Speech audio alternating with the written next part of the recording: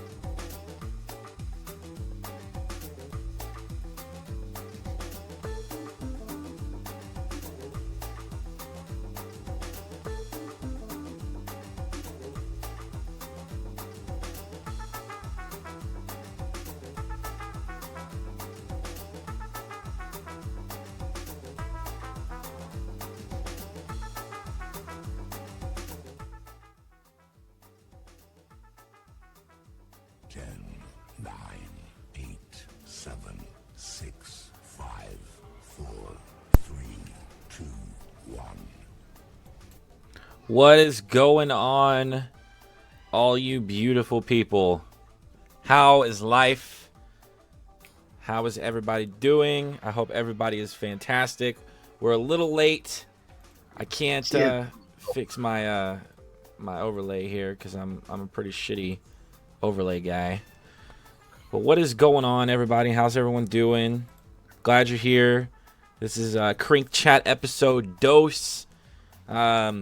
For the YouTube channel, it's going to technically be episode 1 because I'm an idiot and I can't download VODs. So, yeah, that's that. But I'm glad you guys are all good. I'm here with the awesome Navi Ilavas. I got to say it correctly. Got to put that accent in there. Ilavas. Got to do the whisper, too. Make me sound all sexy and foreign and stuff. Yeah, that's the way they do it. You almost have to do it that way. Ilavas. Kind of, yeah. Navi Ilavasa. It's like a Mexican soap opera almost. Ilavasa. Maria? Ilavasa. Yeah. Oh my god. Dempsey93, thank you for the follow, man. Welcome to Kringletown. If you guys are watching and you don't already follow me or Navi, you should. Especially Navi because he's awesome and he's partnered. I'm not so much because I'm not partnered, but, you know, semantics, pedantics, whichever word is correct that way. I don't know. But, I'm glad you guys are all here. If you do follow, though, during the show, I'm going to try not to interrupt it too much.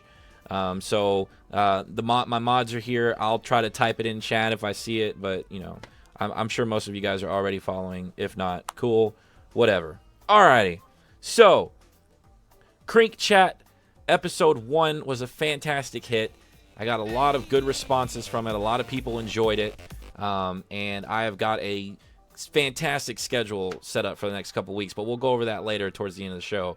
But I definitely want to focus our first part of the show on right now, Mr. Navi.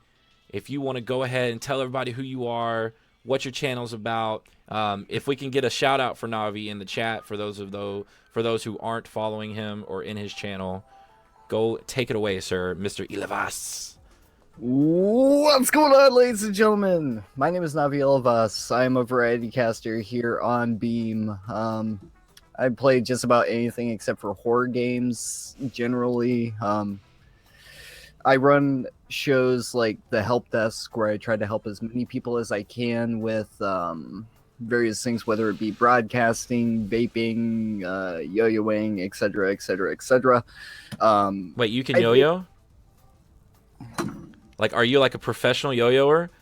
I've been playing for 22 years. Dear God.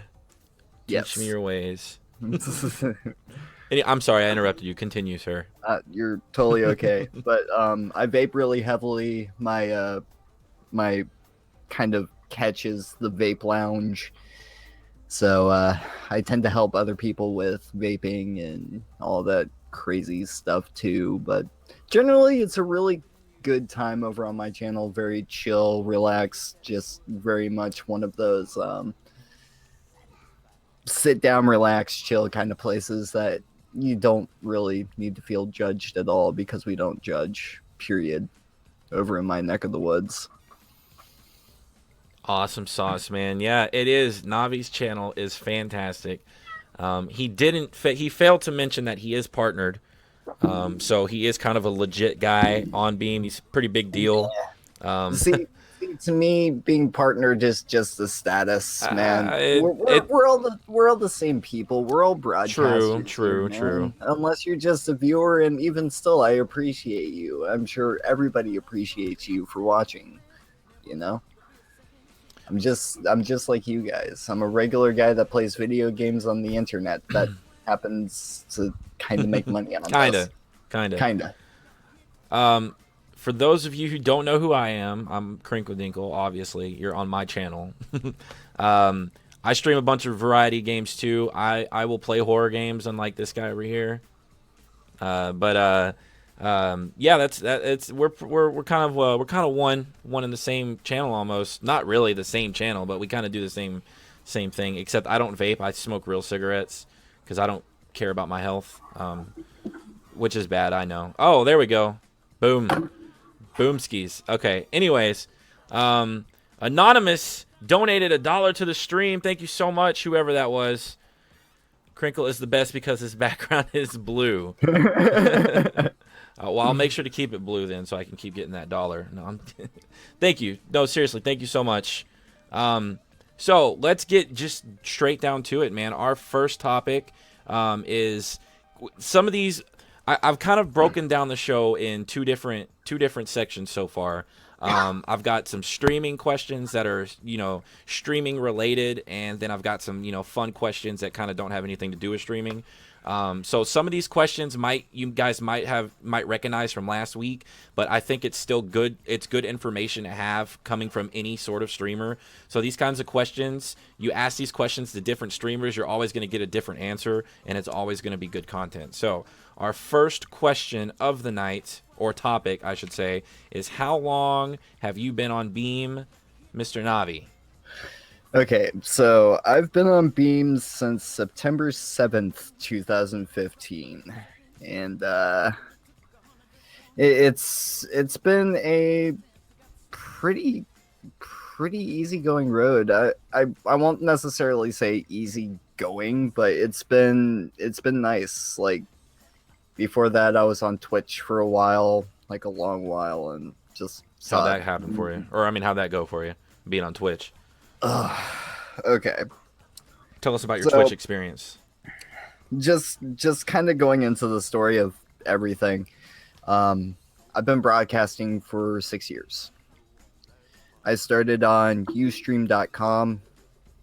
Ended up having a pretty decent following over there, even though most of the people that were on my channel at the time were trolls, and I was on a different name. Right. Ended up going on to live stream after that, doing the same thing. It was okay over there. Then I landed on Twitch, and it's like, from the moment I started broadcasting on Twitch, it was just very much ghost town. Oh yeah, for the most part. Like, smaller streamers do not get recognition that they deserve. You gotta know somebody on Twitch in order to really make it. And I was on Twitch for about 2.5, 3 years. God. And how big did you get over there? I didn't even get over 1,000 followers, dude. Oh, wow. It was that bad. Like, I was struggling to try to even make a name for myself over there because, I had the same personality that I do here on Beam. Right. I have the same very interactive, focused stream, but I just wasn't getting numbers. I wasn't getting viewers. All I was getting was, every time I did make a little bit of headway, another person that I knew at the time would always try to sabotage me in some way in order for them to get the people viewers. For them to get the viewer instead of me, the person that worked hard for it.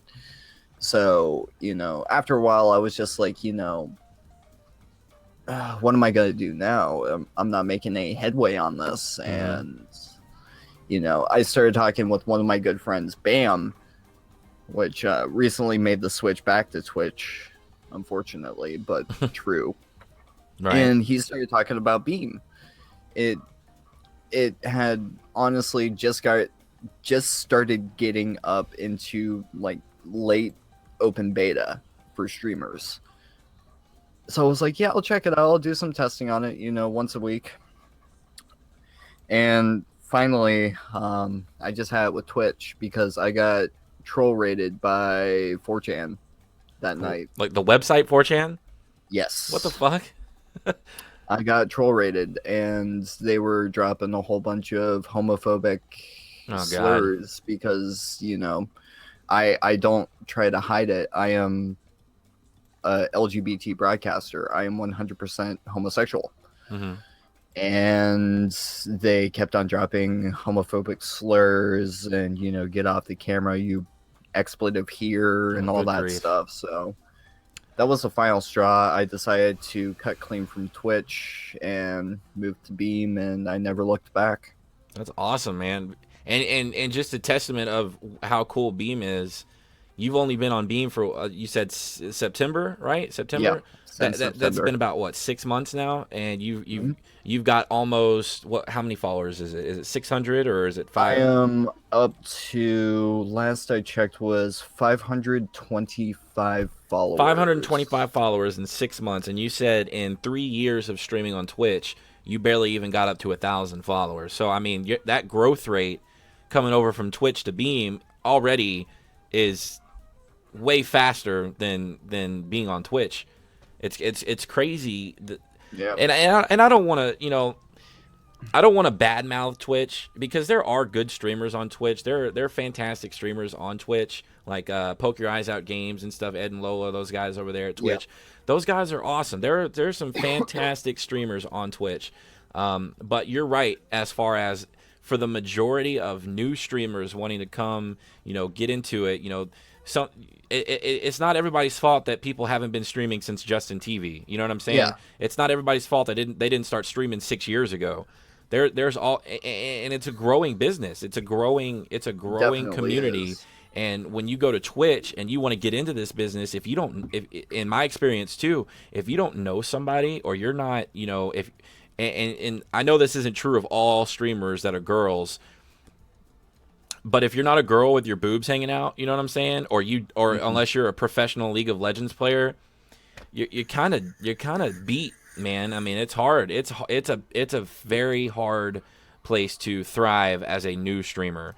It really is. But there are good streamers out there. There are. Oh, definitely. Twitch does have good content. It's just I feel like Twitch has gotten too big for its own good. I feel like Twitch has gotten so big that they've become more focused on the business aspect and the money making aspect of it, kind of like YouTube did. Like back when YouTube was created just so you could see videos. So because there was nowhere on the internet for you to post a video for your friends across the world to see. And now, 11, 12 years later, when was YouTube found? Like 2005? Either 2005, yep. Now it's just a horrible, horrible business. You can't talk to anybody for service. I mean, I feel like that's the road Twitch is going down, and I'm not excited about that. See, here's the thing. Twitch isn't a bad website. It isn't a bad entertainment website. There are many, many, many, many great broadcasters that are on Twitch right now that, definitely deserve a lot of attention. Right. Unfortunately, with the current business model that Twitch is using, they're primarily focused on esports and their partners. Yep. They don't really put focus on smaller streamers like they used to, like back in the days when Twitch was initially started on. Right. Back then there were no big streamers when Twitch first started. There were no that big was streamers. the streaming website. Yeah. It's honestly like Beam is now. They put a lot of emphasis on newer streamers as well as interactive streams. Right. And everyone has a fair shot at eventually, achieving their dream, whatever it may be, whether it's becoming a partnered streamer or actually, getting some kind of numbers or bringing forth a new game that you may be working on in development. It's a number of different things that is going on that, some people will completely miss. Right. And unfortunately, it's sad, but it's true. This industry, the internet broadcasting industry, is huge right now. It really is. It's still new. Like back when I started, there was no such thing as partnership. Everyone was just doing it in order to say, "Hey, people get to watch my game." Friends from across the country or friends from across countries could sit down and watch you play video games as you interact with them. And that's what initially got me into broadcasting. And now 6 years later, I'm still doing the same thing. And partnership is a thing. And I honestly thank everyone, not just Beam, but everyone, for believing in me and my ability as a broadcaster. It's really cool too when, like, even just the dollar donations, man. It's so cool to see people genuinely care about what you're doing and are willing to, pay. Not pay. I don't like to say pay because it just sounds bad, but the fact that they're willing to give their money to people to watch them and help them continue in their broadcasting and in their streaming is just it's amazing to me. That it's so cool how supportive people are. Do you ever worry, and I don't know if I really worry about it too much, but do you worry sometimes that Beam might do the same thing? I mean, I feel like these kinds of things happen, especially when websites get so big that they can't control it. Like when like Twitch blew up, man. Twitch exploded, and then I feel like it exploded so fast they had no idea what to do about it, and that's kind of what happened there.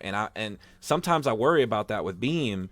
Beam is so new, you know, and I feel like Beam is already about to just in the next year or two, even at the most, Beam is going to explode. Beam is going to, I'm telling you, it's going to skyrocket. And does it worry you that might happen to Beam too? Honestly, it does, but it doesn't. And here's why. Since Beam is so new right now, we have very, very limited, limited server space, limited viewership, limited streamers, as opposed to Twitch, which has had about 3 to 6 years on Beam, expanding their server bases, expanding their viewer bases, and actually putting forth the man hours in order to advertise. Since Beam is so new and still hasn't implemented a lot of the features that they really want to get out,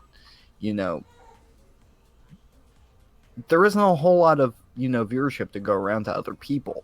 Now, in a year's time, maybe even 2 years, yes, it's going to explode. It's going to be huge. For sure. Definitely. And the people that are already here right now, it's going to be crazy at how many people are starting to come in because, the server base is going to be expanded to allow for more users and, broadcasters that actually want to try out the platform. It's a little bit worrying, especially for people just starting to stream. Right. Because, I'm going to be completely honest right now. Broadcasting is a cutthroat business. Yeah. It's super, super difficult to roll in your first day and hit it huge. Yeah. Well, I mean, yeah. I don't believe anybody can do that, honestly, unless you're got a huge presence somewhere else. I mean, unless you're like a huge YouTube guy. Like if PewDiePie decided he wanted to come over to Beam, he'd have 1 million people on Beam. He'd break the website. Like, yeah. But if you're just a new person from, fucking Oklahoma, the middle of Norman, Oklahoma, in the woods, like, I don't know why I said that, but you know what I'm saying? Like, nobody knows who you are. So, yeah, it's going to be tough to come on and get anybody to watch you, really. But the thing with Beam, though, is it's so cool is because Beam really works at that. Beam really works at getting those new streamers, viewers, not only viewers, but the community itself. Like, I'm sure your story could be probably similar to mine. My very first stream on Beam, Matt, James, Miss Luckland, Luca, all those guys came into my stream and were talking to me and stuff. And I was blown away at that. I was like, you guys made this website and you're coming to watch me? Like, and this is my first night, dude. So Beam already, in my mind, is so much more welcoming to new streamers.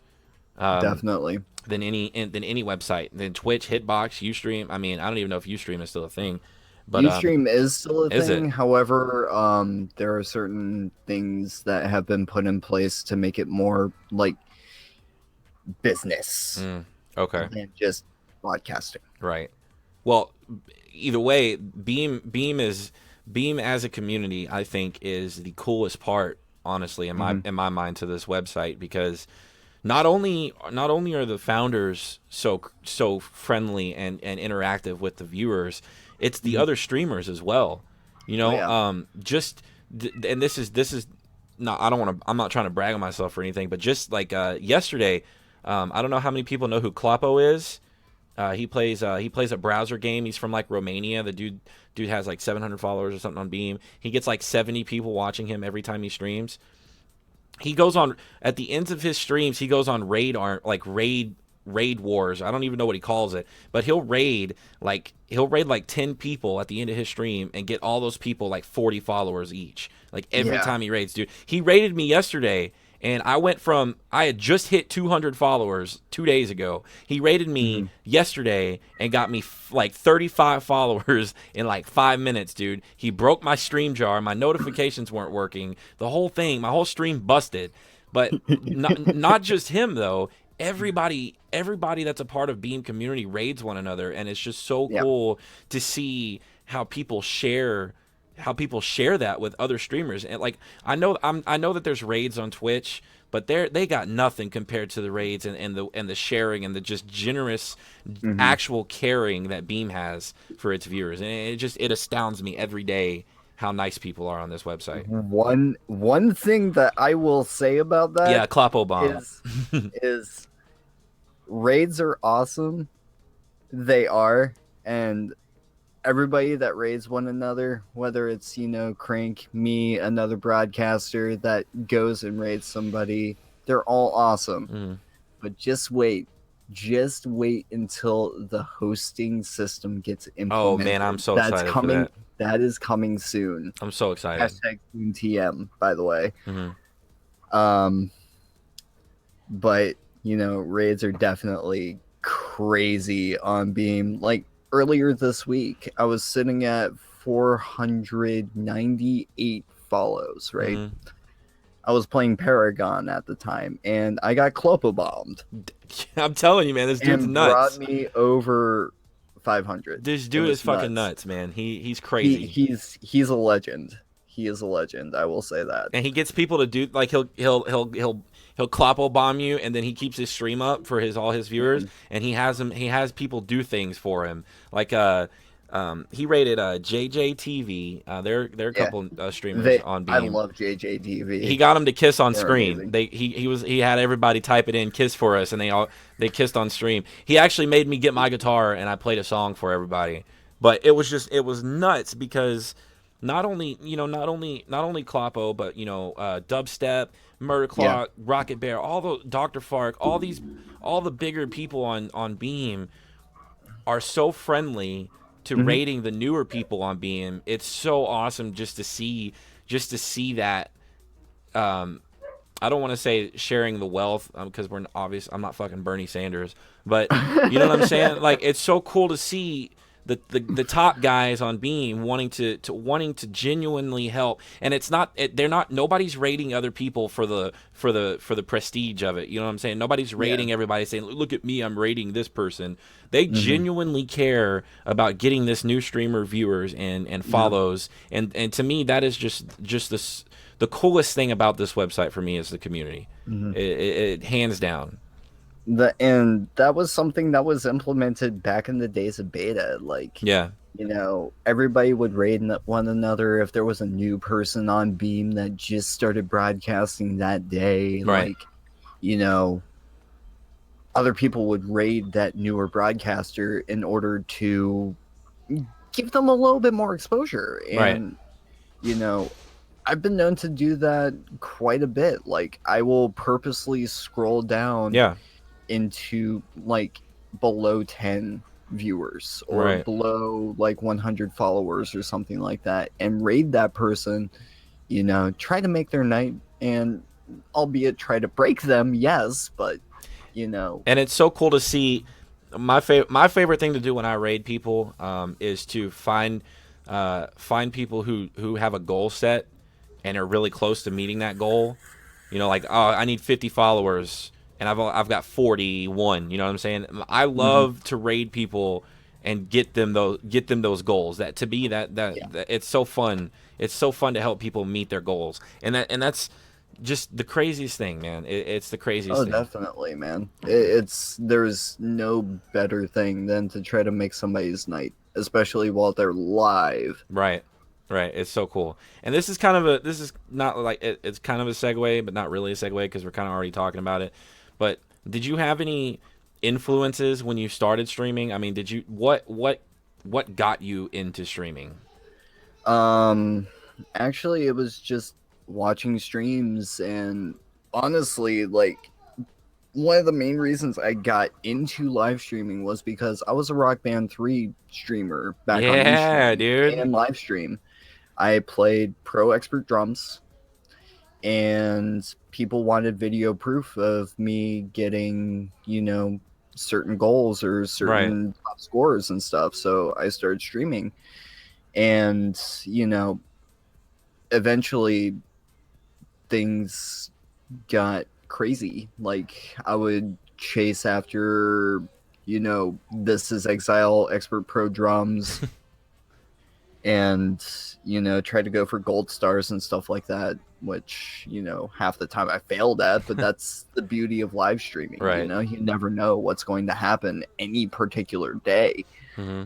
So when I stopped doing Rock Band, I ended up going for like Call of Duty Black Ops Zombies. Oh yeah, I love Black Ops. Which is something that is still a staple to my channel to this day. Like I chase after world records on Mondays, or at least try to, and things like that really stick with you. Like no matter how old or young of a broadcaster you are, your first stream, your first raid, and your very first like follow or very first regular really stick with you. Oh yeah.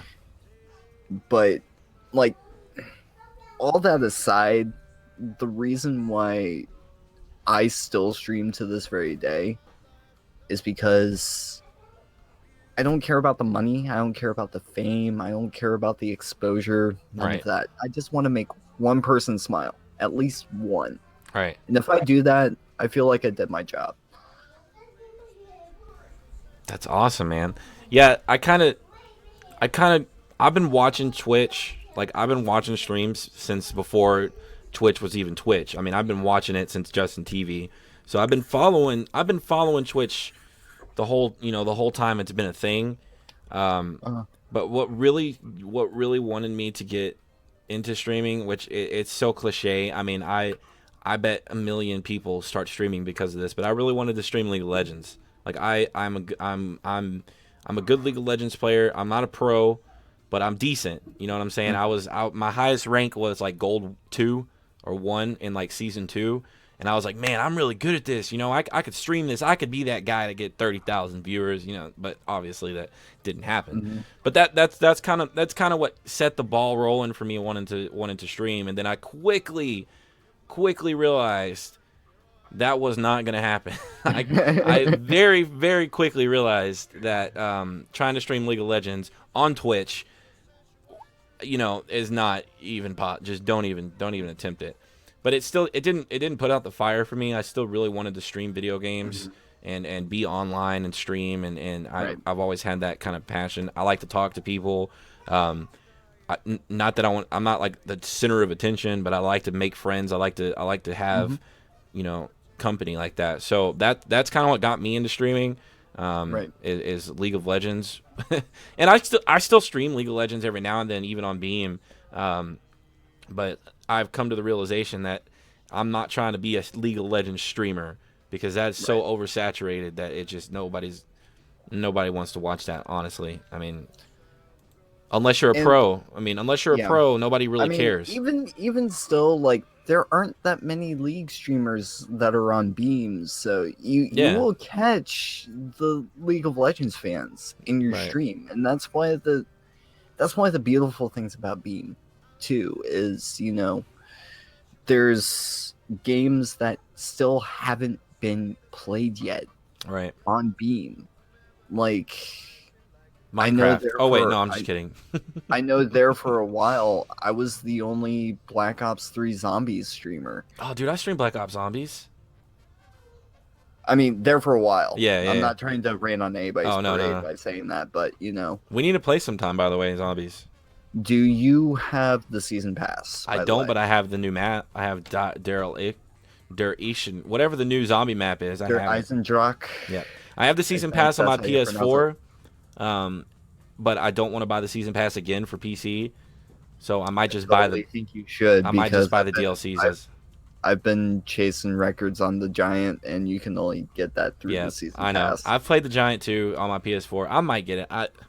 It depends. I'll probably end up getting it. But yeah, dude, we should definitely stream zombies sometime. We should. I love zombies. That's like my favorite game mode for Call of Duty. Ever since Black Ops came out and they opened up zombies, dude. Like I remember just sitting there by myself, going solo and getting all the zombies on Transit. I think that's Black Ops 2. Transit. Transit, yeah. Yeah. You're right. Well, even before that, but Transit specifically, I remember getting on Transit, going to the general store with the little car garage and running circles, getting to fucking round 70, 80, running trains, baby. Man. Trains. Dude, I love zombies, man. That's my favorite. Zombies are my fucking favorite, dude. Dude, I remember when I was playing Black Ops 1 Zombies, man. My favorite map in that entire game, and it's still my favorite map to this day, is Ascension. Oh my god, yes. Ascension is amazing. Is Bay. Dude, just any I'm a huge zombie fan in real life. Like the way I knew that I was gonna marry my wife, and I don't know if I've ever told her this. I'm sure she's watching right now. But we had like a 3-hour conversation on what we would do in a zombie apocalypse, and so I knew from that moment on, like, that this is the one. Now, granted, she knows if she was to ever get bitten by a zombie in a zombie apocalypse, I'm gonna fucking bounce. I'm out of here. But our love will continue. But. But yeah, man, I'm a huge zombie fan. Any zombie game, I don't give a fuck if it's the worst zombie game ever made. I will play it because I love zombies, dude. Period. Your top 5 zombie games. Oh my god. Now. Okay, if I had to, Left 4 Dead 2. Okay. I know Call of Duty Black Ops isn't like a zombie game, but Call of Duty Black Ops 2 is my favorite, and then Call of Duty Black Ops 3, and then Black Ops 3 zombies. And then let me think. Dying Light. Okay. And then Dead Rising. I can respect that. I respect that a lot. I know they're bigger zombie games, but I love zombie games. Really quick. Dead Rising 2. Okay. Number 1. Are you going 5 to 1 or 1 to 5? No particular order. Okay. Dead Rising 2, Dying Light, Call of Duty Black Ops 1 Zombies. Okay. I don't know if you could technically classify this as a zombie game, but Killing Floor 2 and Resident Evil 0. Oh god, Resident Evil. How can you forget about any of those? That I think that probably is what fueled my love for zombies. Is when I was a kid, my grandparents are weird. They used to be into like gaming for some reason, even when they were old. Not that that's bad or anything, but I just remember they were big computer people and they played computer games. Yep. And I remember going over to their house and they had a Nintendo, the Nintendo GameCube. Was it the GameCube?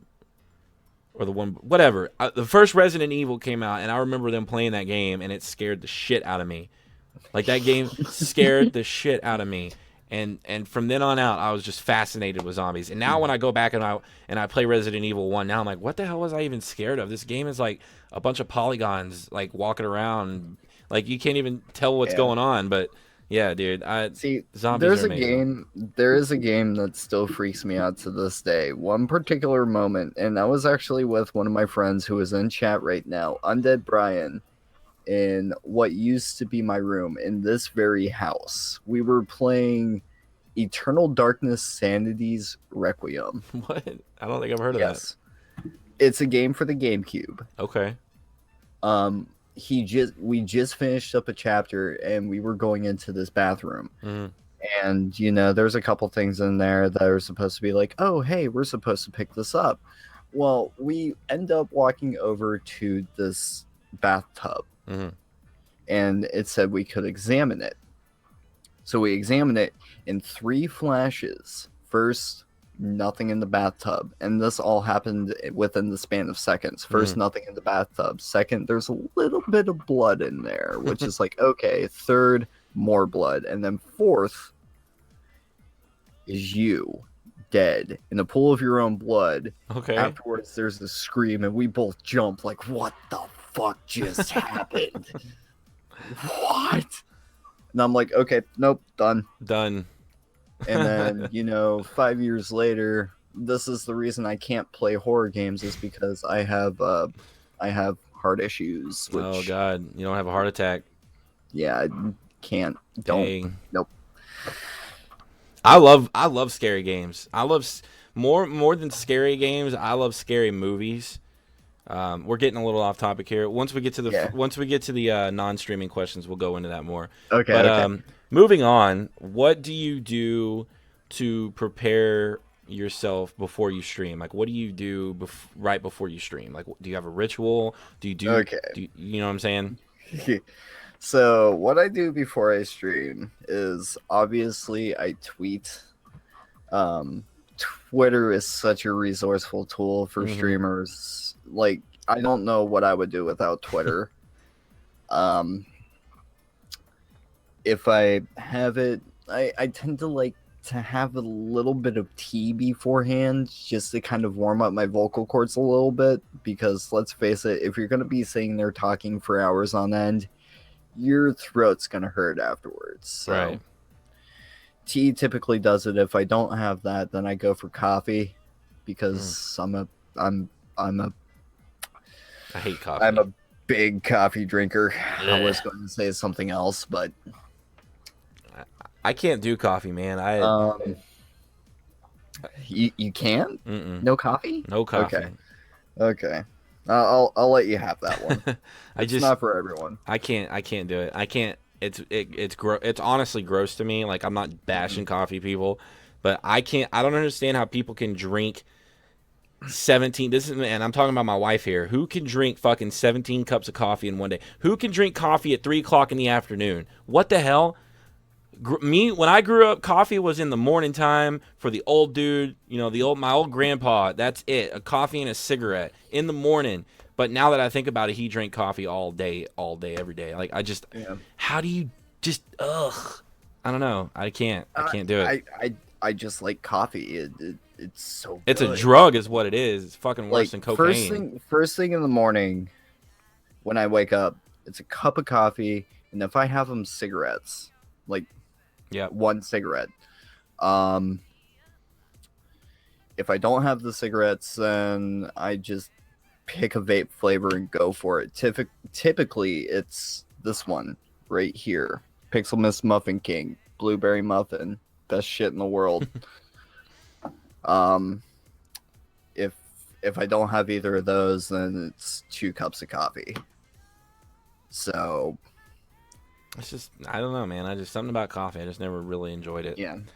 But alternatively, since I don't have a, green screen behind me, I don't really have a use for it. I do sound checks right before I go live, make sure everything's good.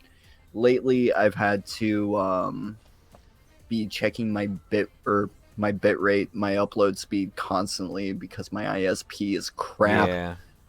And if that happens, I have to restart the modem, restart the router, let them do the whole thing, and then, make clear sure all that data everything's set up. I have to pick a game still most times, unless I have it scheduled for a specific day. Typically, I try to get some other people that have the game to play it with me. Otherwise, I'm just going solo on it. And I try to have at least one person in Discord to talk with.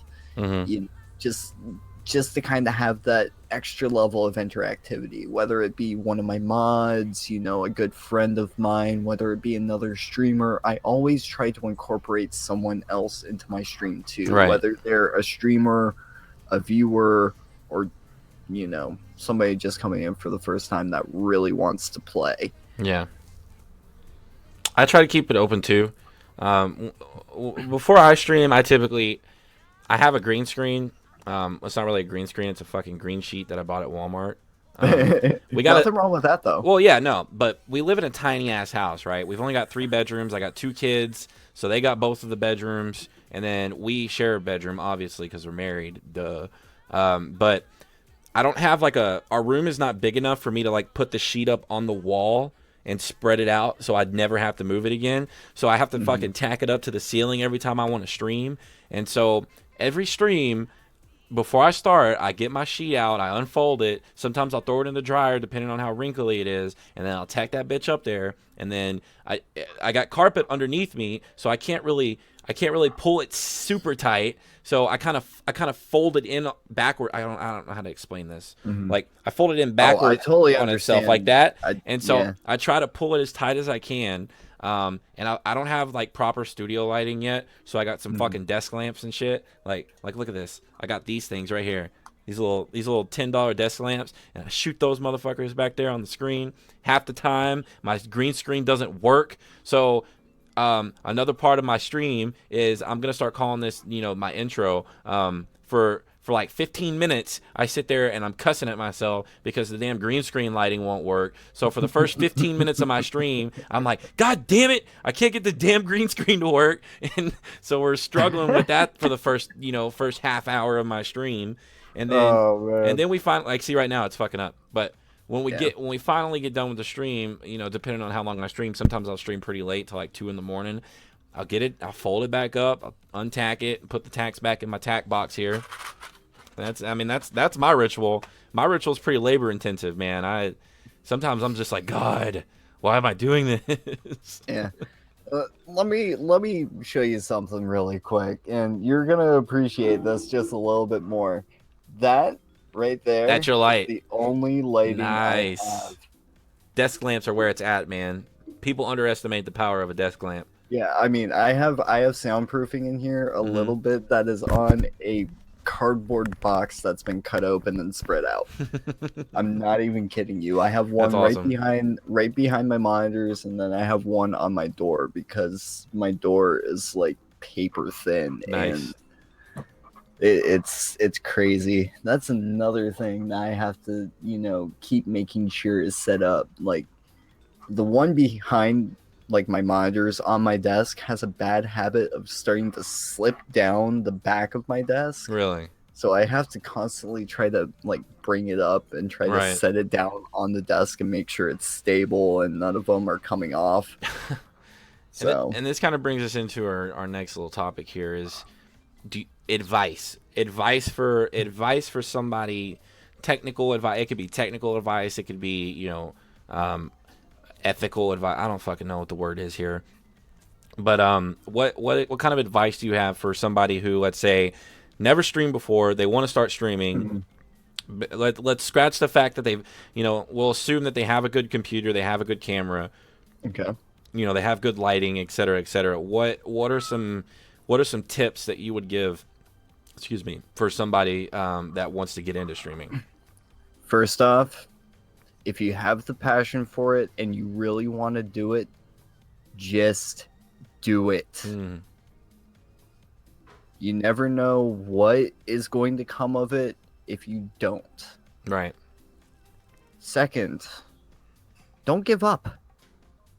There are many, many people within the first couple of months streaming that just stop because of one reason or another. Oh, this person doesn't like me, or oh, I'm not getting enough numbers. Don't give up. Don't quit.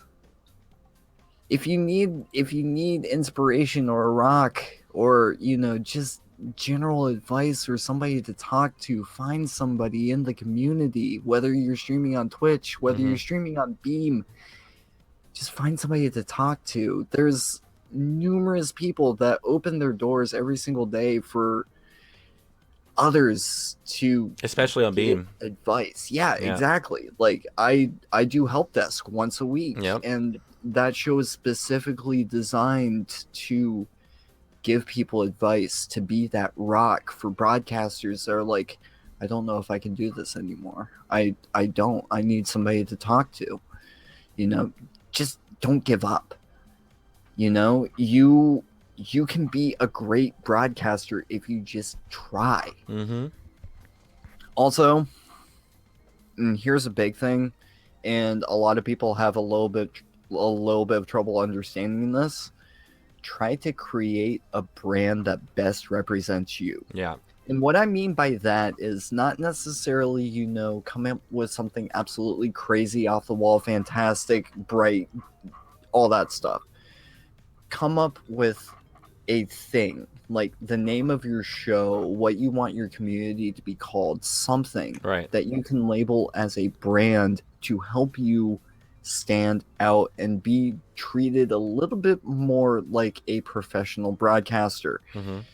That will definitely help you. Like, I mean, for me, the vape lounge. Obviously, I vape all the time on my stream. I'm blowing clouds all over the place, and it's generally foggy in my room every single time I go live. And you got the nice little vape lounge backdrop. It kind of looks like you're in a vape lounge. If you Exactly. Like, I'm just in my bedroom right now, Right. man. But honestly, this feels like a lounge. Yeah. Where people can just come in and chill and crash in. Previously, I had a couch back there, which is underneath my loft bed. And, I would tell people, go sit on the couch, blow some clouds, chill, relax, kick your feet up. Just figure out something that best represents you, that people can relate to and really identify you by. Mm-hmm. And I guarantee you, the more people that can identify you by that identity, that brand, the more people are going to enjoy the show. Right. And finally, be yourself. Yeah, that's a big one. Definitely be yourself. Unless, you're like an actor, a thespian, if you will. A thespian. If acting works for you, do it live on camera. You never know. Yeah. Right. People will attach to things that relate to them in their everyday lives, whether they're watching TV, watching broadcasts on the computer, watching streamers, the list goes on and on. They tend to go for things that are familiar to them, things that they can relate to. Like, for me, my guilty pleasure is Mythbusters, because I'm fascinated by science. Yeah. But people tend to go for things that they can relate to. Mm-hmm. And that are familiar to them. So they tend to gravitate towards those channels, those things that they relate to, that they enjoy. And being something that you're not, people can kind of catch on to that. Oh, and yeah. It really turns them off from your content. So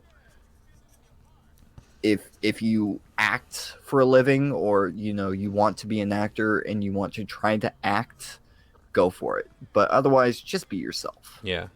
That's the best way to go about it. And I guarantee you, not only you, but the rest of your channel and your community, your viewership will definitely benefit from that. That's a big thing for me too. Is my biggest piece of advice is, one, like you said, just do it. Don't be afraid. Don't be afraid to stream, and when you do stream, this is huge for me. Don't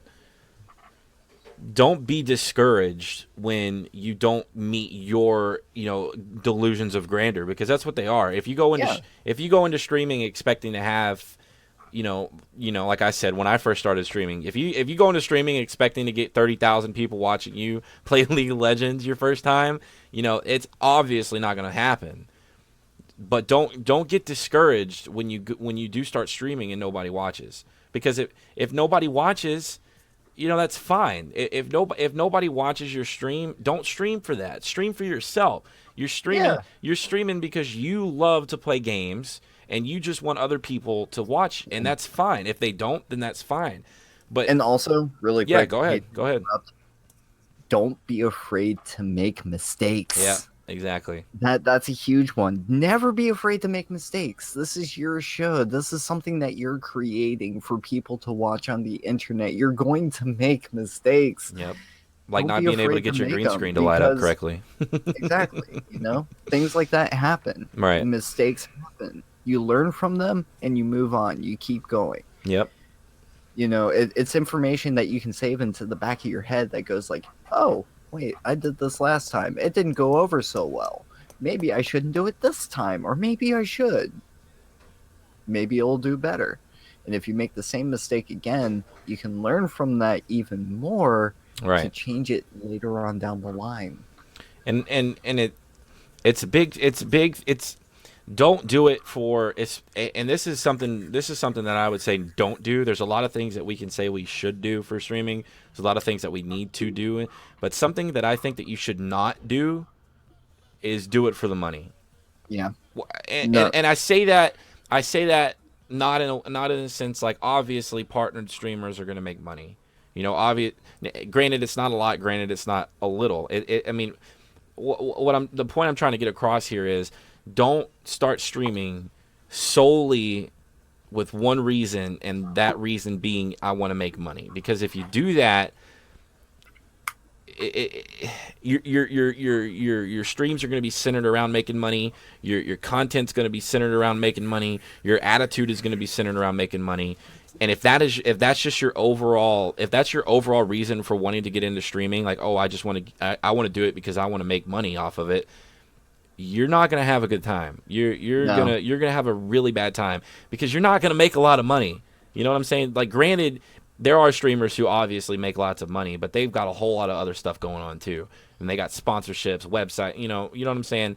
But even those people, even those guys, even those streamers who are making $200,000 a year did not start off streaming making $200,000 a year.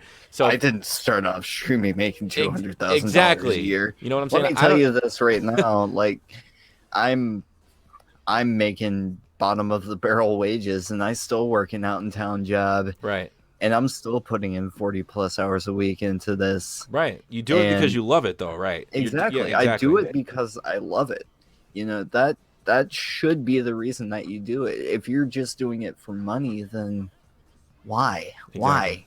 Why are you doing this? And I think there's a line there. I think there is a certain point when it comes to about, because at some point, if you do become big enough, you want to start streaming full time, you obviously have to make money to be able to support that full time as a job. It's kind of one of those double-edged sword kind of things, right? Once it gets to that point, though, once you become that big to where you can do this full time, then that's okay. You know what I'm saying? But don't take advantage of it.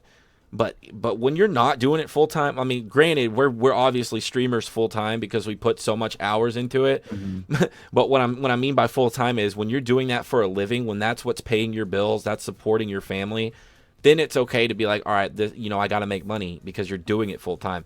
Yeah. But if you're not getting paid, if it's not paying your bills, if it's not supporting your family, don't go into it saying, hey, I'm going to quit my job and I'm going to do this full time because that's what I want to do. I'm going to make $300,000 a year. It's not going to happen.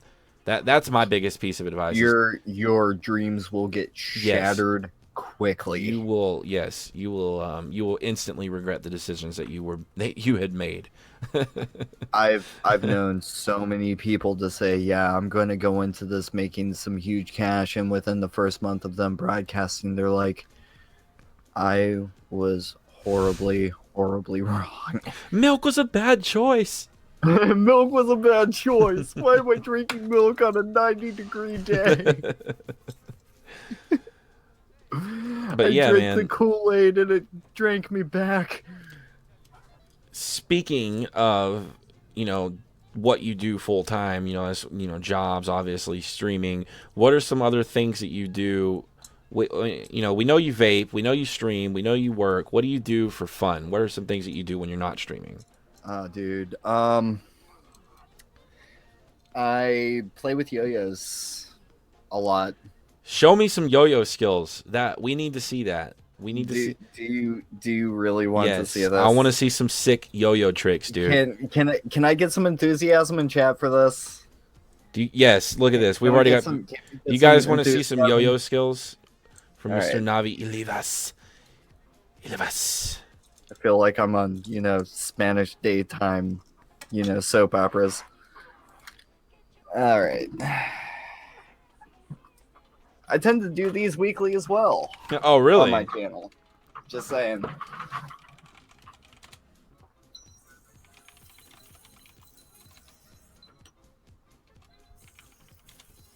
What, dude? Are you walking the dog? Is that what that move is called?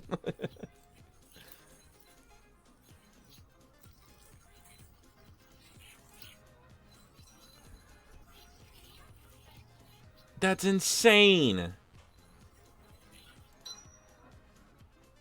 How was that? I can barely get my, when I yo-yo, I can barely get it to go up and down. And this dude's over here going, he's like fucking Jedi with a yo-yo over here.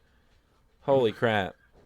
Yeah, that's 22 years of experience over 250 different competitions in my time. That's what I was gonna ask you is do you do competitions? Do you do yo-yos? I used to. Maybe about 2 years ago I stopped because I got tired of all the drama. And there's drama in yo-yo? I'm being my that serious. God. In a competition setting, there is huge drama, especially with scoring. I could so imagine like a reality TV show set on yo-yo competitions. That would be some crazy shit. That is awesome. That's really cool, man. Is that all you? I mean, do you do other things? I mean, what else do you like to do? Well, actually, I like building die-cast cars. Believe it or not. Oh, that's cool. Like model cars, yeah. I also have been known to play percussion every now and again, even though I don't currently own a drum set. I collect Hot Wheels cars and That's hats. cool. Nice. I collect hats as well. I always wear a hat. So amazing. Yeah, you'll never catch me without a hat, hardly. Honestly, just recently I stopped with the cardboard crack, aka Magic the Gathering. I used to be really heavy into that, but I stopped. That's every awesome. Every once in a while I draw too, but that's kind of taken a huge back burner. Yeah. Well, that's awesome. Yeah, so I play music a lot. I do besides playing video games and streaming. I do. I've been playing guitar since I was 7.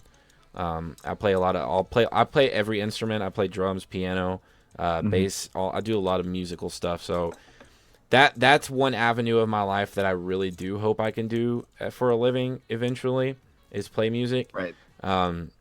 And I actually, when he Kloppo bombed me and they made me pull my guitar out and sing, some people actually asked me if I would ever consider doing a music stream. And I thought about it, and I think I might. I just don't know, when I would do it or what I would even do. But yeah, my biggest hobby besides gaming and streaming is definitely music, man. I've got 3 guitars and a bass guitar and a drum set and a piano. I got all the music, man. I got all kinds of stuff. So yeah, that's a big hobby of mine. I definitely think you should do like a music stream. That would be awesome. And I've been thinking about it. I've been considering what I would do, but I think I might actually try it here pretty soon. So I think that is the end of our streaming related questions. Our first, well, I guess we already ended that. Our first question was hobbies. Our next one is, what is your favorite food? Half site, I do have a small house. Most of my instruments are not located at this residence. So if that answers your questions. My guitars are here. Like my drum set and my piano and stuff like that, they're somewhere else. Okay, so this is actually going to sound very stereotypical, but my favorite food is burritos. Like frozen burritos or like burritos from like Taco Bell? No, not even that. There's like burritos, any kind of burritos, whether it comes from Taco Bell or like Chipotle or whatever. Oh god, I love Taco Bell, dude. Oh my god, I just love burritos, man. It's the perfect food, man. It really is. You get your carbohydrates in there, you get your meats, you get your dairy, you get vegetables in there, you get your grain, all rolled into one tightly wrapped superfood of awesome. Right. Oh my god, Moe's Southwest Grill. So you like burritos. I think we've established that. I think you are a pretty good fan of burritos.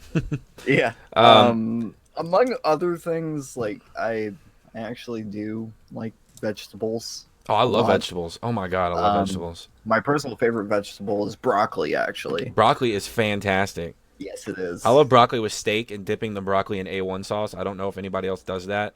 I've done that. It's pretty But good. it's pretty good. My personal favorite thing to do with them is a little bit of salt and pepper sauteed, and like a little bit of fresh squeezed lemon juice on top of them, just for a Okay. little bit of acidity. Okay. My favorite food, hands down, is not frozen, but cold pizza. I know it's weird. Cold pizza. Cold pizza. Oh my god. Cold be pizza is so awesome. there will be times when I will order a pizza from Pizza Hut or Domino's or wherever, and I will literally order it just to put it in the refrigerator.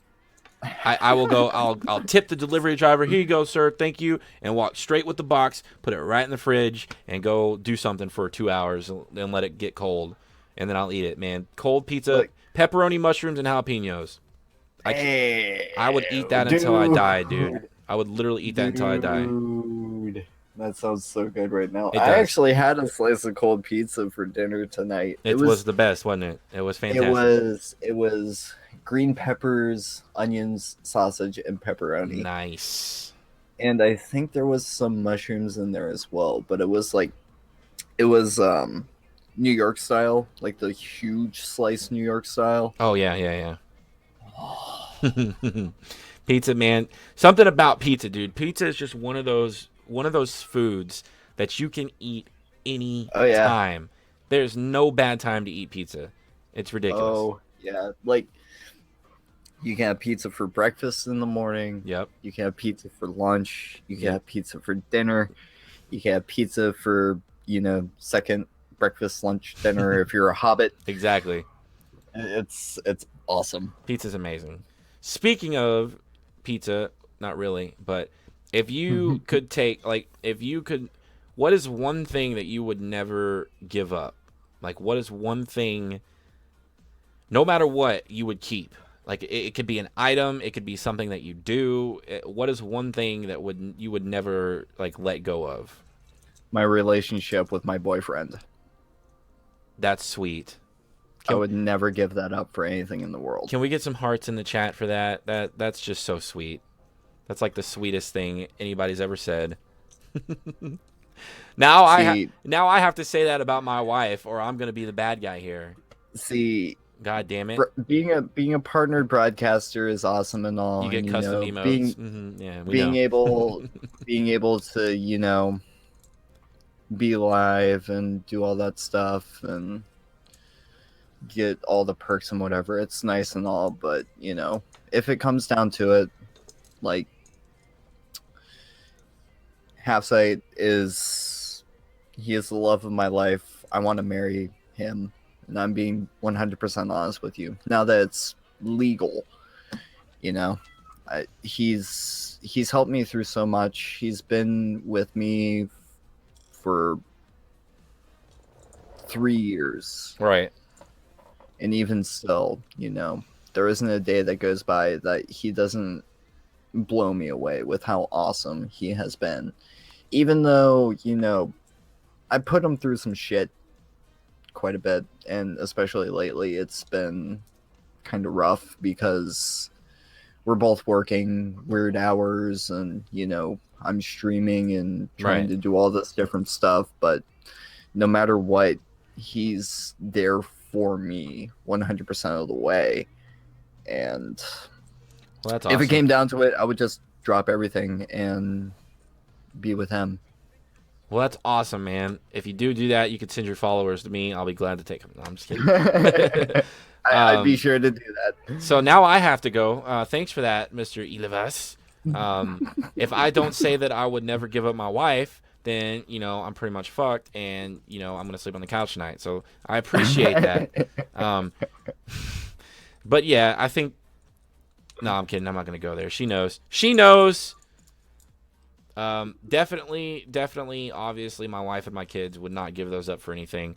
But if we're talking about like items or things that I could do, I don't think I could ever give up my musical talents, like my love for music. I don't think I could ever give that up.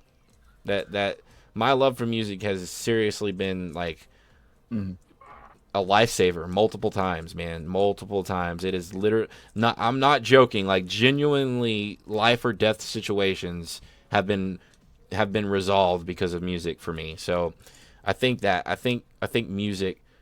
Granted, obviously, my wife and kids. I need to say that multiple times so that she knows. But definitely, my love for music is something that I would not give up for anything. Now, if we're talking about objects, as far as one thing, I would never give up yo-yoing. That's period. cool. There was actually a period in my life that I was a pill popper. Okay. And I don't say that very often. I don't really admit that often. Right. Because of yo-yoing and some of the people that I was close with, especially while I was sponsored in yo-yoing, they actually had me go to rehab in order to get cleaned up. Oh, wow. And I've been sober now for about 3.5, 4 years now. And all that congratulations, because man. of, my team through yo-yoing and this spinning disc right here also helped me and continues to help me through a lot of depression and feeling shitty. Whenever I do, if nothing else helps, I pick this thing up and play. Well, that's awesome, dude. It's crazy how freaking hardcore yo-yo life is, apparently, man. It is, Jesus. man. Like, dude, yo-yo life is legit, man. If it wasn't for my fellow team members at the time, I probably wouldn't be doing this. I would probably be in a gutter somewhere. Man, dude. No lie. That's crazy. Yo-yo life. Yo-yo life. That's our new hashtag. Hashtag yo-yo life. Mm-hmm. Kind of the same question, almost. It's, I'm sure everybody's done this game before. If you were stranded on an island and you could only bring 3 things with you, what would they be? And you know what? I'm going first because I gotta make up for myself. And I hope she's listening. I would bring my wife and my 2 children. Boom, drop the mic. I'm done. I would bring my boyfriend, a yo-yo, and the flare gun. Flare gun to get rescued, huh? Oh, yeah. Oh, yeah. That's messed up. We don't want to be stranded. Okay, I'm sorry. You're coming anyways. If I got to go through it, you got to go through it.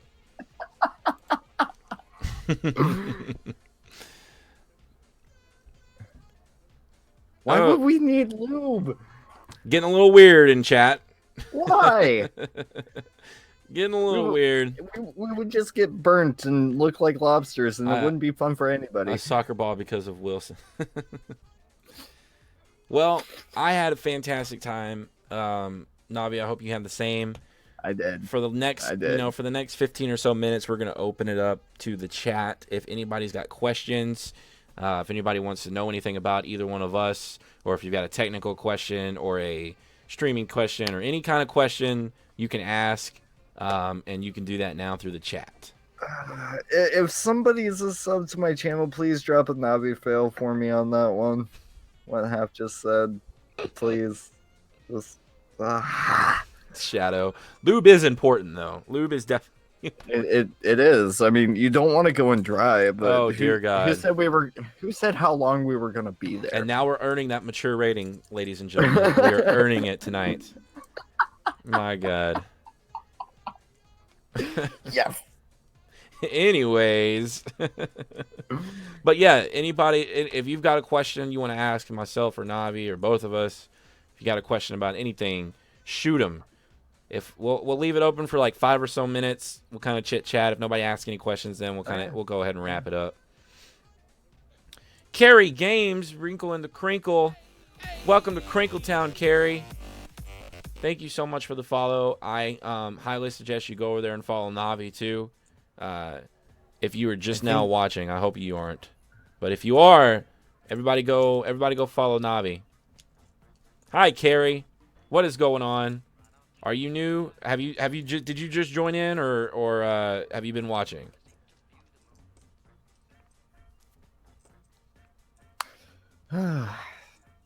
So, zombies, huh? Yes. Call of Duty zombies. Oh no, you just joined the stream. That's all right. Well, it'll be on YouTube. We'll have the rest of the show on YouTube if you guys wanna watch that later. Oh yes, favorite. Well, we were gonna talk about scary movies. Horror movies in general for me are stupid green screen lighting. Jesus, look at that. It's like Blair. Look at this. I'm like going invisible here. Just put it out of your mind. It's okay. You follow that other dude already, whatever his name is. Oh, thanks, Carrie. You know, whatever who is this guy? Okay. Yeah, this guy over here. Who is that? Somebody follow him. He needs it. Yeah, you know. He's really hurting for followers right now with his partnership with the website and all. You know. I'm so lonely. With that sub button, he's really hurting.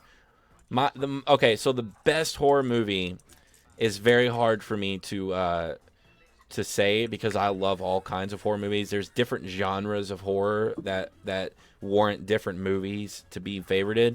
But I think overall what really got me into loving the horror, scary, supernatural, thriller genre, and this is an old movie, some of you probably don't know what it is, but the Blair Witch Project is the absolute... I've seen Oculus, and Oculus is pretty good.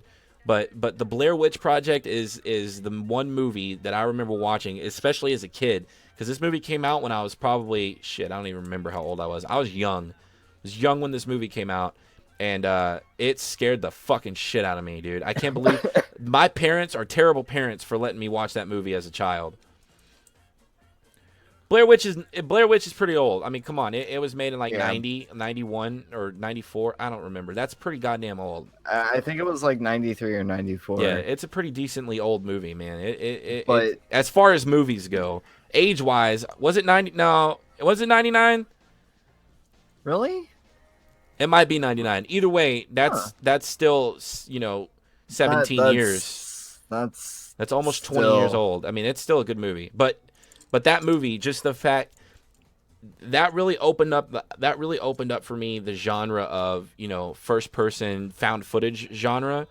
The found footage horror genre is my shit, dude. Like, I cannot get enough of the found footage horror genre.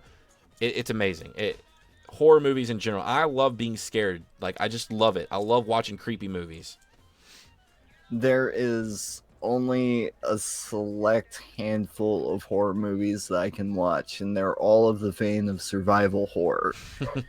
The one that has stuck with me the longest, and I mean the longest, is 28 Days Later. Oh my god, yes. Yes. That movie for me, I love it. Because I'm if you stick like psychological horror or anything else besides survival horror in front of me, I won't watch it. I can't. Add some zombies to it though. Add zombies to it, and dude, I am all over it. But here's the thing with 28 Days Later though. I don't know if you can technically call those people zombies, because granted, it's a great movie. I love those kinds of movies. 28 Days Later and 28 Weeks Later are probably one of my top 10 favorite movies, both of those together. But technically, a zombie is dead. If you're a zombie, you're dead. These people are infected.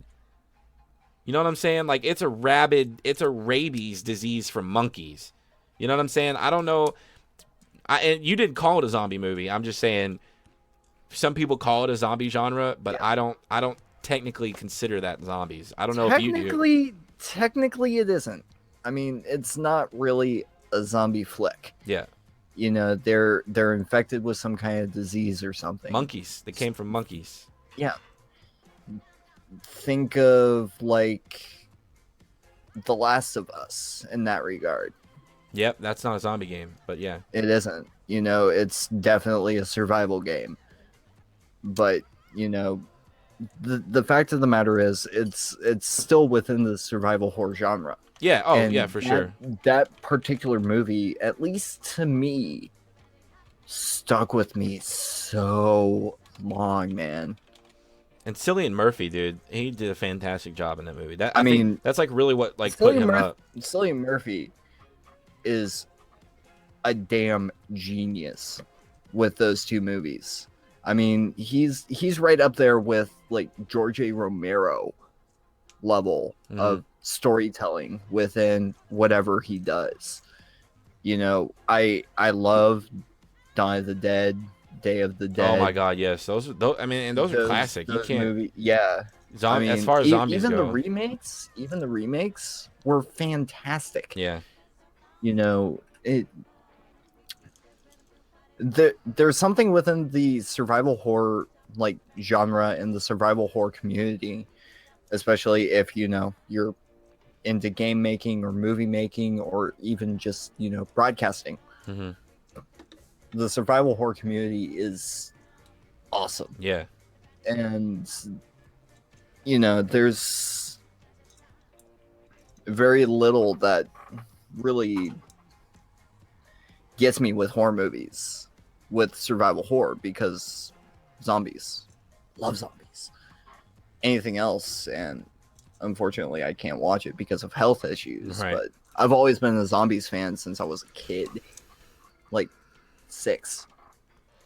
Shadow, I think the one thing about I Am Legend that really irritated me is, and we're not counting the deleted ending here. We're not counting the alternate ending. But what really irritated me about that movie is, why didn't Will Smith's character just go in the fucking hatch with the other two? Why did he have to take the grenade out and go head dive into the grenade? Like, okay, maybe he wanted to die. I understand that. But why didn't he just get in the fucking hatch with the chick and the girl? Like, I mean, because his family's dead, obviously. He got a new family. Why wouldn't he just go with them? Why does he got to headbutt into Zombie King with a grenade? Is that easy for you to just get a new family? Yeah, it'd be all right. But yeah, I mean, but I do love that movie though. To that one, and there was actually an alternate ending where Will did get into the hatch. Yeah. With them, and I honestly think with that movie, I Am Legend, if they didn't have what they did for the actual ending, people would have been disappointed with it. Yeah, because of how the story escalated throughout the story. It just, it wouldn't have done it justice, right? If he would have just went into the hatch. After seeing the alternate ending, I was like, I'm really disappointed with that one. I would have much rather the original. I would like to see a movie. I would watch another I Am Legend movie, maybe with no, not Jaden Smith. Good God, no. With the storyline set right after it happened. Like, in I Am Legend, it takes place, 3 years later, where he's got his stockpile of stuff. He's got everything rigged up. I would like to see a movie where where he's actually making that stuff happen. Like, right after, right after his family gets killed, his survive. I mean, because he's got to literally survive now with not only the crazy rabid people, but other people who haven't been infected yet, who are also probably fucking crazy trying to survive. That'd be a cool movie to watch. Or maybe not even Will Smith's character, but like a different character in New York City. But I think that'd be cool. I think that would be interesting, only for the fact of getting a different perspective on it, because you saw Will Smith's character going in day out. And what would happen if another individual that didn't have the same kind of training that this individual did were to survive? And it just so happens that Will Smith's character was the only one who could cure it, et cetera, et cetera. It'd be cool to see it from a different point of view, from somebody who's just experiencing it with Yeah. it had nothing to do with him and all that good stuff. It could be a possibility. I mean, Hollywood's recycled different things before. Oh God, yeah. I'm sure won't do it again. I'm sure in the next couple of years they'll start remaking all the movies from the mid 2000s. Yeah. But does anybody else have any other questions? Is that all we got here? Yeah, just don't be afraid to ask. Yeah, don't be afraid to ask anything, man. We don't bite hard. I'm telling you, this light, I'm about to lose it. About to lose it, man. Don't lose it. Don't lose it. Holy shit, you can cure him, dude. That's how it goes. And here's my thing with that. He gave her 1 vial of blood. Okay, now I understand that the cure is in his blood, but that's not going to be enough, dude. I mean, especially if they don't have very good scientists at that safe haven that they went to. Now it's gone. The infection couldn't reach up there because of how cold it was year round. Right. Cryptic or Crypt Keeper. This should answer your question right here. This is S'mores. This is my kitty. She's my baby. Do I binge watch anything on Netflix? No, actually, I don't. Like after everything, I don't watch TV. I don't watch movies really, except for between 2008 and earlier. So plus that, and I really can't afford Netflix right now. Too many bills. Not enough money. Yeah, Netflix can rack up. I love Netflix though, man. I have Netflix and I can't get enough of it. Favorite drink, non-alcoholic. I would have to say Coca-Cola. Dr. Pepper. And then favorite alcoholic drink. Ooh, so many. If we're talking beer, Michelob Ultra. I'm a big beer guy. God damn it. These freaking green screen lights. Sorry, I gotta calm down. I'm about to explode. I'm gonna have a heart attack. Salt levels. Jesus. Okay, so my favorite alcoholic drink is called a cherry bomb, and this is something that I learned, yes, from my time as a bartender coming right out of high school.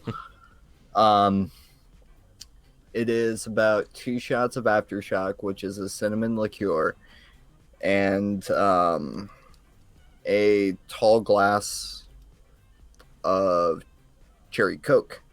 And you're supposed to treat it like a Jaeger bomb, where you take I said peppermint, I meant to say cinnamon schnapps, put it into a shot glass or a double shot glass, depending on how tall the glass is. Right. Drop it in and slam it. Or you can sip it. Either way. That has to be my favorite alcoholic drink as far as like spirits are concerned. If we're talking beer, Dos Equis Lager. That's a good beer. I'm not a big liquor guy. I had a bad experience. When I first graduated in high school, we went to Florida for a senior trip. And yes, we were underage drinking. What are you going to do about it? But I drank an entire bottle of Jägermeister by myself. Over the course of one day, I drank the whole thing by myself, and I ended up in the hospital. I passed out the last thing I remember is I passed out on the beach. I was sitting there, I was playing with my guitar, and I just fucking fall over. Next thing I do, I wake up in the hospital in Florida. Ruined the rest of my senior trip. It sucked. And so from then on, I have not touched liquor very much ever since then. And so but beer, I'm a Michelob guy. I love Michelob Ultra, man. That's my go-to. I mean, if we're talking about like domestics, I tend to go for Miller High Life. Miller's good. I mean, Miller's good. I do like Michelob if it's not coming from a keg, because then it tends to have that soapy aftertaste to it. Right. But if it's coming from like bottles, or sometimes you can find it in cans, I'll go that way. Crypt Keeper, big trucks or cute cars? Motorcycles. Cute cars. Yeah, I have a motorcycle. My dad's got a motorcycle. We ride a lot, so motorcycles for sure. Well, I would have to be more specific and say muscle cars, like pre-70s muscle cars, because I think those are the best ones. That's awesome. I got a Harley XG 750. It's a street bike. It's pretty cool. It's a pretty cool little guy. He's not a big bike, but he's not as small, and he can go, man. He can get up there. Red Rockets.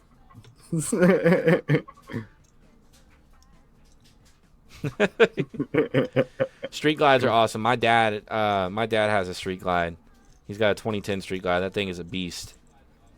Well, I mean, if I had to say what my favorite car of all time is, it would have to be a 1969 Chevrolet Corvette Stingray.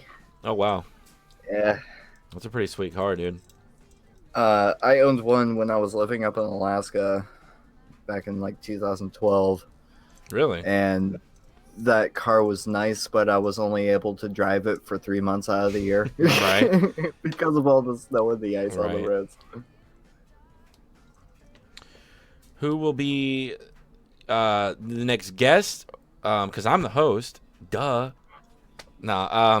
Our next Saturday show, episode 3, is going to be a very cool show. It's going to be Murder Clock and Dr. Fark are going to be our 2 guests. Yeah. Murder Clock and Dr. Fark. That's gonna be a good show, right? We're gonna get some viewers on that show, man. It's gonna be lewd as hell. Yeah, it probably. I just know. It'll be a lot worse than this one, I assure you. But it'll probably be pretty bad on Murder Clock and Dr. Fark. It'll be so good though. So the rundown for the next couple of weeks is we got next week is Murder Clock and Dr. Fark. The Saturday after that is Lavaris and Dubstep Clown, and then the Saturday after that is I think that's all I've got for. I've only got the next 2 weeks planned out. So next Saturday, Dr. Fark Murder Club. Murder Clock. Dr. Fark. I almost said Dr. Clock and Murder Fark. And then the Saturday after that is Lavaris and Dubstep Clown. Of that, though. You know what? When I amazing. redo the overlay next Saturday, I'll put that as their names, and we'll see if anybody notices. I'll put Dr. Clock and Murder Fark as their name tags there, and we'll see if anybody notices. But yeah, next week's gonna be pretty awesome, guys. I'm very excited about next week. I'm really thinking about because I think we can pull 100 viewers. Maybe not consistently, but I think we could maybe pull it at least once. If we promote it a lot, we get everybody out there, we get the word out there. I think it can happen. Yeah, I tried to promote it as best I could throughout the week, but I'm sorry. I No, failed you so no way, man. We're good, dude. We're good. This is awesome. It's cool. It's cool. I don't care how many people watch, honestly. But yeah. So that's what we got lined up for the next couple weeks. Anybody else got any other questions? Questions, please. Oh, I have a question for you. Okay. Favorite candy bar? Is it got to be chocolate? Doesn't have to be chocolate. Does Starburst count as a candy bar? It does because it's up in the candy section when you go through a supermarket. Then Starburst, because I don't like sweets, so I don't need a lot of chocolate, and I don't need a lot of like cake or anything like that. So Starburst, anything sour and gummy, those I love that. That sour. Oh my God, I take that back. Not Starburst Sour Patch Kids. My mom will buy me like the. I say my mom like I'm fucking 14. Anyways, but I don't care. I don't give a shit. All right. My mother will buy me like these 3-pound bags of Starburst or Sour Patch Kids, and I'll eat those motherfuckers in like one day. I'll get my tongue will get all burnt, and there'll be like a giant ass sore on my tongue from all the salt and sourness on it. It's ridiculous. Miss Krinkle. I really, yeah. Okay. I legit, no lie. So, my favorite candy has to be jelly beans, and there is a funny story behind this one. Have you played that game? Have you played that jelly bean game? Where you spin? Jelly bean. There is a jelly bean game made by Jelly Bean, like the brand Jelly Bean. Jelly Belly. Jelly Belly, and it's a Yeah. game, and it's it's like $20, and they send you this box of jelly beans and a little spinner dial, and The Bean Boozled yes, bullshit. Bean Boozle. I've played that, and that's the worst game I've ever played in my life. I refuse because I don't want to ruin jelly beans. It is for me gross. for the rest of my life. It is gross. Okay, so for those of you who don't know what this game is, it's a box of jelly beans, and there's a little spinning dial, right? So you spin the dial and you eat whatever color jelly bean it tells you to. Now, the catch is there's two different flavors of that same color. So if you one good and one bad. So if you land on like a green one, you'll either be eating a green apple jelly bean or a grass clippings jelly bean. Or if there's a brown one or a lime green one, you're either eating like lemon lime pie or something like that, or you're eating boogers. And then there's red ones and shit. I think the worst one that I ever ate was barf. Yeah, barf. There was a barf flavor, and I had to eat it, and it was disgusting.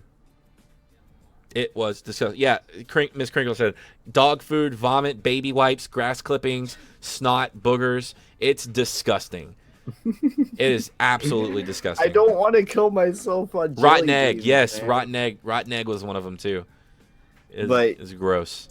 It was in 2014 for Valentine's Day. Half sent me a box from Amazon that had 10 pounds of the Jolly Rancher jelly bean in it. Ooh, I bet that's good. Jolly Rancher jelly beans. Pounds of it. And you promptly gained 10 pounds, didn't you? I had to give half of the box away to my mother Oh, no. because I couldn't finish them all. Wow. Yes. The year before, he did the exact same thing, all of varying different kinds of jelly beans. Right. When he came down to visit me. He's evil. He wants me to gain weight. Keep in mind, I only weigh like $125. Whoa, really? Yeah. Holy shit. I'm skinny. It's genetics. I weigh like 200 crap. pounds. I'm fat. I'm a fat dude. I am Teibo. Yeah, seriously, he's evil. He's a troll, but I love him. Well, that's awesome, guys. Well, if nobody else has any other questions, we are hitting on 2 hours as we speak. We'll leave the polls open, as they say, for another 30 seconds or so. Has anybody else got any other questions or anything else they want to know before we call it a night? Couple rounds of zombies after this? Absolutely. I was gonna just say that, man. I'm gonna continue to stream. Yeah. I'll kick it up What? live. Yeah.